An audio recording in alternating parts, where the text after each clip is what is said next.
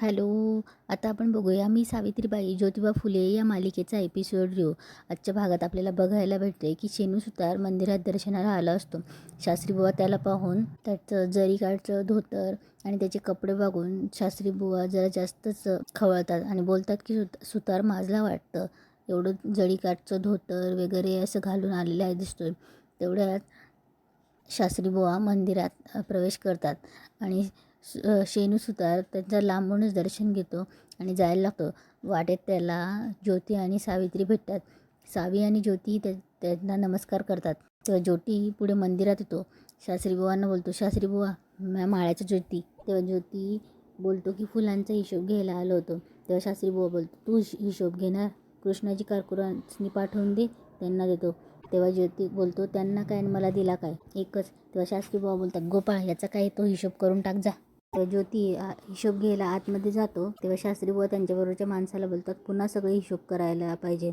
जरीकाठचा धोता, मखमली कुर्ता हे बरोबरीला आले का, आता याचा हिशोब करावाच लागेल. तेव्हा ज्योती हिशोब घेतो आणि सावीला बोलतो, निघूया. तेव्हा सावी आणि ज्योती जायला लागतात. बाहेर शेणू सुतारही चालला असतो. तेव्हा वाटेत ज्योतीला ज्योतीचा सवंगडी मित्र भेटतो. तेव्हा ज्योती त्यांच्याशी बोलणार, तिकडे शेणू सुतारही असतो. सावी त्याच्याकडे बघतच असते. शेणू सुतार पुढे जातो तेव्हा त्याच्यावर कोणीतरी पांघरून घालून त्याला पकडून जातो. सावी बघतच असते. तेव्हा सावी ज्योतीला आवाज येते, आवं आवं. तेव्हा ज्योती इथून बोलतो, काय झालं. तेवढ्यात सावी दाखवणार तेवढ्यात त्याला शेणू सुतारला तिथून गायब केलेलं असतं. तर शेणू सुतारला घेऊन इकडे खूप मारत असतात.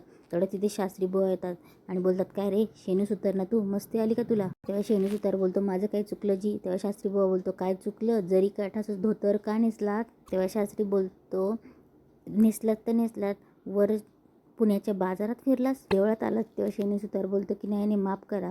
तेव्हा शास्त्रीबुवा बोलतो, गप, आमच्याशी बरोबरी करतोस, आमचा अपमान करतो, आम्हाला खाली खाली बघायला लावतो. अरे हे पवित्र शास्त्र तू उलट करतोस.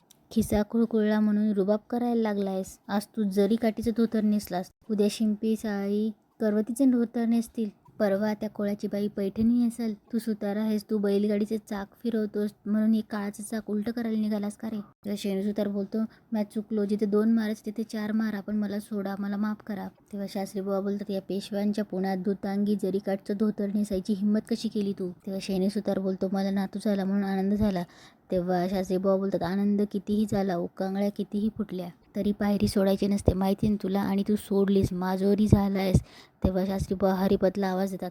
तेव्हा शास्त्रीबुवा बोलतात, ज्या कमरेवर याने धोतर नेसायची चुकी केली त्या कमरेखालचा भाग कापून टाकायचा. तेव्हा तो माफी मागत असतो की असं करू नका, सोडा मला, पुण्यांदा असं होणार नाही, सोडा पंत मला.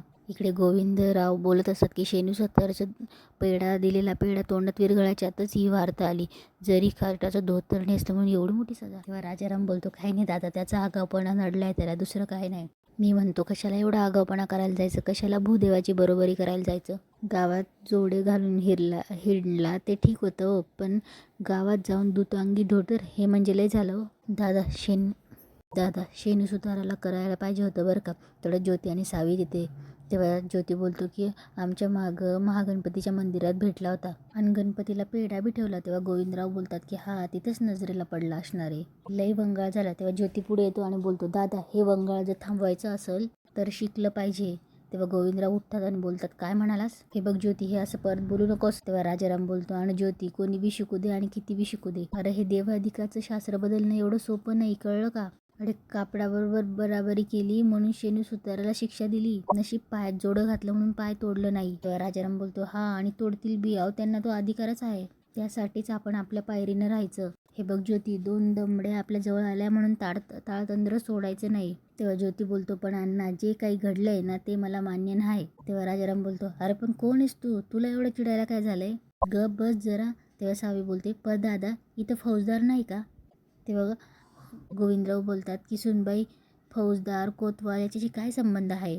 तेव्हा गोविंदराव बोलतात की सुनबाई, आता मला सांगा, आपल्या मळ्यात फुलं तयार होतात, झेंडू, मोगरा, गुलाब, प्रत्येकाचं रंगरूप वेगळं, मोगऱ्याची जाती वेगळी, जाई जुई बकुळीची जातकुळी वेगळी. मोगऱ्याच्या झाडाला गुलाबाचं फुल लागतं व्हय, नाही ना. झेंडू पारिजातकाचा वास मला येऊ द्या असं म्हणतो का. ते राखतात ना त्यांचा धर्म, तेव्हा माणसांना बी आपला धर्म राखावा. एखाद्या चप्पल बनवणाऱ्यानं ते काम सोडून मंत्र म्हणू नये, आणि गळ्यात गाडगं बांधणार आणि डोक्यावर दुधाची घागर घेऊन आहे, गवळ्याचा धंदा करून आहे. तेव्हा राजाराम बोलतो, वय वय तर आता लोहारानं लोखंडाचं काम सोडून सोन्याचं दागिनं घडवायला लागणं शोभल का ते? आणि बरं दिसेल का ते? शेणू सुताराला धडा मिळाला ते बरंच झालं.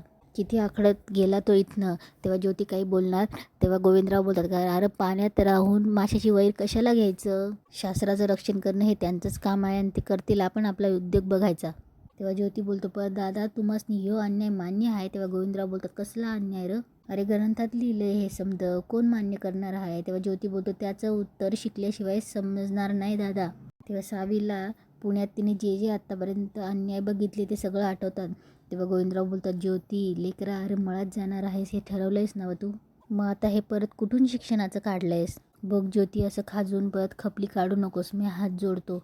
माझ्या काळजाचा तुकडा आहेस तू. जर का तुला काही कमी जास्त झालं तर मी स्वतःला माफ करू शकणार नाही.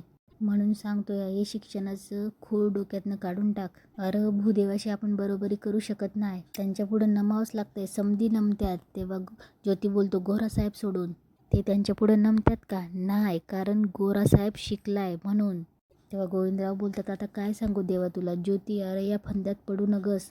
आता मी काय पाया पडू का तुझ्या? तेव्हा ज्योतीचे वडील चालले जातात. तेव्हा ज्योती बोलतो मनात की, दादा मला तुमची तळमळ कळतीया, पण शिक्षणाला लोक मान देतात म्हणून 7 समुद्र पार गोरासाहेब इकडे आलाय, राज्य करायला लागलाय. कारण शिक्षण दादा म्हणून शिकलं पाहिजे. इकडे रात्री ज्योती विचार करत असतो, शेणू सुतारावर अन्याय झाला, जे झालं ते वाईट झालं. एका बलुतदाराला आनंदी होण्याचाही अधिकार नाही, जायबंदी केलं त्याला. तेव्हा सावी येते आणि बोलते, आहो चला जेवायला. तेव्हा ज्योती बोलतो, मला भूक नाही. तेव्हा सावी बोलते, दादा बोलले की ज्योतींना जेवायला घेऊनच ये. तेव्हा ज्योती बोलतो, दादांना सांग की म्या नाही येणार आहे. तेव्हा सावी ज्योतीजवळ येऊन बोलते, अहो दादासनी तुम्हाला समजवलं एवढं की फूल जसे आपला धर्म पाळतात, याचा रंग त्याला नाही, त्याचा गंध याला नाही, तसं माणसांनीही वागावं, हेच बरं. आता रमा माझी मैत्रीण, तिच्या आईला आवडत नव्हतं म्हणून म्या तिला खिडकीतूनच फुलं द्यायची आणि हात बी लावायचं नाही. तेव्हा ज्योती बोलतो, पण का हात लावायचं नाही सावित्री? फुलं वेगवेगळी जरी आहे, पण ती जर एकत्र गुंफली ना तर सुंदर हार तयार होतो. देवाला सुंदर दिसतात की नाही? शेणू सुताराबरोबर जे काही घडलंय ना ते मला नाही आवडलं. एवढा निर्दयपणा का आणि कशासाठी? तेव्हा सावी बोलते, आवाज चला आता, दादा ताटावर बसले आहेत, चला. तेव्हा सावी जायला लागते. तेव्हा ज्योती बोलतो, दादांचं ठीक आहे, पण अण्णा बी तसंच म्हणतोय, सुताराला धडा मिळाला ते बरं झालं. तेव्हा सावी बोलते, म्हणून द्या की त्यासनी, तुम्ही कशाला आगपाखड करताय? तेव्हा ज्योती सावीकडे जातून बोलतो, कशाची आगपाखड? समधी मूग गिळून गप्प बसतात ना, म्हणून या अशा लोकांचं भावतं.